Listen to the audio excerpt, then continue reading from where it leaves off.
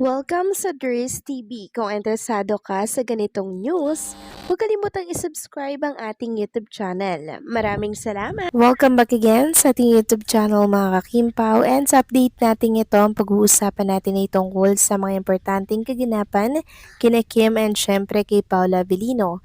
Pero bago po ang lahat, maraming salamat sa inyong patuloy na pag-support at pagsubaybay sa mga daily update natin. Kaya naman bilang pasasalamat, narito po ang ilang napili kong komento patungkol ito sa naging previous update. Unang komento mula po ito kay Ginang Norma Dayag. Sabi niya, Tourist TV, sino ba yung lalaki na parating nakasunod kay Kimi? Si Alan ba yun? Kasi ang alam ko ay di sumama si Alan. Sana'y di affected yung lugar na pupuntahan nila sa World Tour. God bless them both.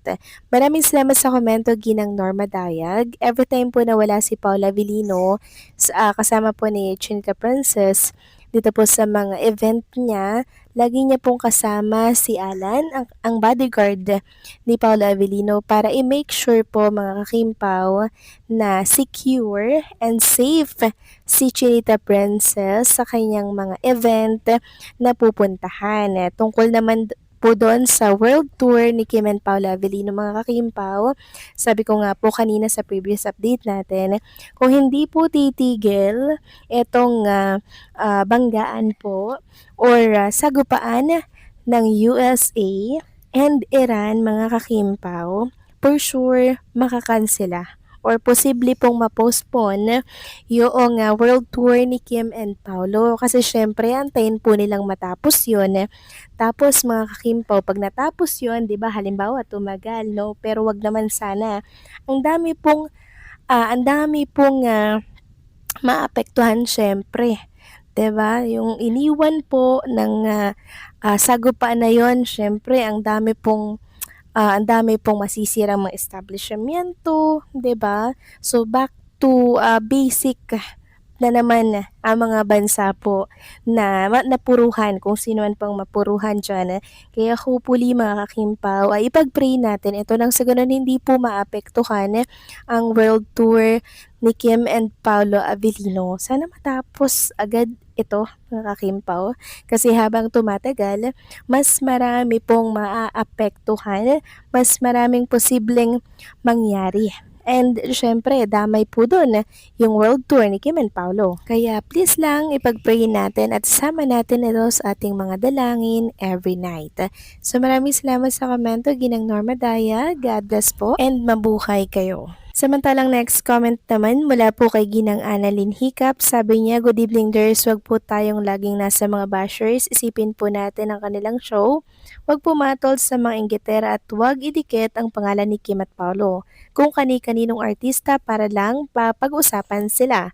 Aminin natin sila kasi ang laman ng lahat ng mga chismosa na nagbabalita na yata maniwala kayo. Ako maniniwala sa kanila basta Kimpaw lang sapat. Huwag mo nang hanapin ang jogging, masyado pa silang busy. Maraming salamat sa komento, Ginang Annalyn Hiccup. Yes, tama po kayo dyan. Huwag hanapin ang pagja-jogging ni Kim and Paula Avellino kasi ang dami po nilang mga naka-line up na mga event, world tour, and syempre yung pagpapromote nga po ng para sa kanilang series na Di Alibay. Syempre yun po yung pagpupokus sa nila mga kakimpaw, kahit gustong gusto na po nilang mag-jogging. Syempre masuunahin po nila yung mga project na naka-line up kasi mas importante nga naman yun. And tungkol naman po sa nag-i-issue mga kakimpaw na may kasamang iba si Paula Avellino sa pagja-jogging, wala naman po silang maipakitang picture mga kakimpaw. Kaya relax lang tayo dahil meron tayong babasagin po na isa pang story tungkol din ito kay Paulo. So maraming salamat sa komento, Ginang Annalyn Hiccup. God bless and mabuhay kayo. So ito na nga, pag-usapan na natin ang mga balita po na nakalap natin sa gabing ito. At unahin na nga nating pag-usapan ng tungkol nga dito sa statement ni Chinita Princess for Pinoy Big Brother. Sabi niya, grateful for a house that continues to change lives, Pinoy Big Brother. More than just walls and cameras, bahay ni Kuya is a space where dreams are born, where courage is discovered, and where people meet versions of themselves they never knew existed. Seasons may pass, generations may change, but the heart of this house remains the same.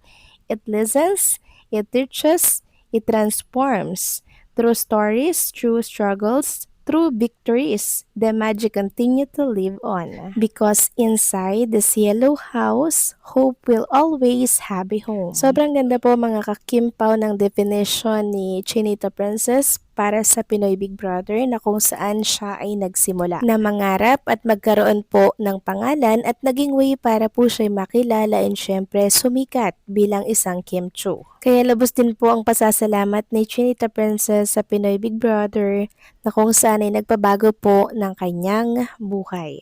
Hindi lang ng kanyang buhay pala mga kakimpaw, kundi ng kanyang mga mahal sa buhay, kapatid, pamangkin, talagang natutulungan ni Chinita Princess. At hindi lang pala yan mga kakimpaw, maging ang mga tao po na nangangailangan sa kanyang paligid, nagiging instrumento si Kim Chiu. At yun ay way lamang ni Kim Chiu para po mag-give back sa mga blessings na tinatamasa niya sa showbiz industry. Samantalang next topic naman tayo, pag-usapan naman natin ang tungkol dito sa natuklasan nating post na screenshot pala mga kakimpaw na kung saan ito po pala yung katotohanan sa pinakakalat po na secret girlfriend daw na non-showbiz ni Paolo Abilino. So ito po pala ay gawa-gawa lamang po ng mga bashers.